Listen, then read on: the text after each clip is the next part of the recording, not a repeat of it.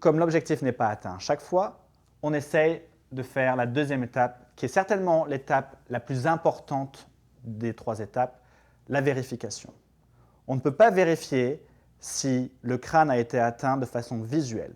Alors qu'est-ce qu'on fait? On va palper le crâne en utilisant sa main à l'aide d'un gant ou sans gant, et on va essayer de voir si les 2 côtés du crâne qui contiennent les 2 hémisphères cérébraux ont bien été défoncés sur l'étape de l'abattage.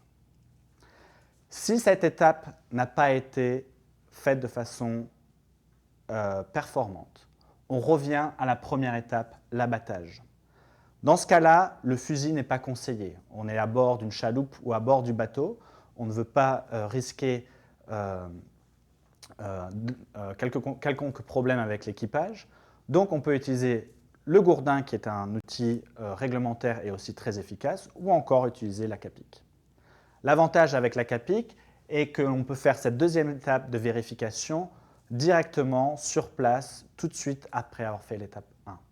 Lorsqu'on utilise un fusil, évidemment, des conditions de glace sont très importantes. Et si le panicule de glace est très petit, on vous conseille à ce moment-là, si l'animal ne montre aucun signe évident de conscience, c'est-à-dire un mouvement ordonné de la tête ou des nageoires, si l'animal montre ces signes-là, réutilisez encore le fusil pour être sûr que l'animal est dans un état d'inconscience irréversible.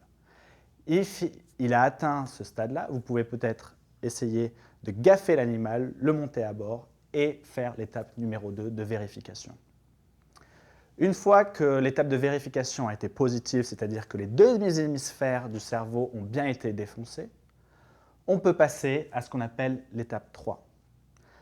Quand on a fait l'étape 1 et 2, on est sûr que 100% des animaux vont être dans un état d'inconscience irréversible ou vont être morts, c'est-à-dire qu'ils ne vont percevoir aucune sensation de douleur.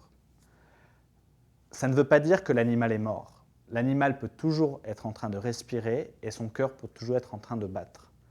Donc, on procède à l'étape 3 qui va vraiment achever le travail d'abattage, c'est-à-dire de tuer l'animal de façon biologique.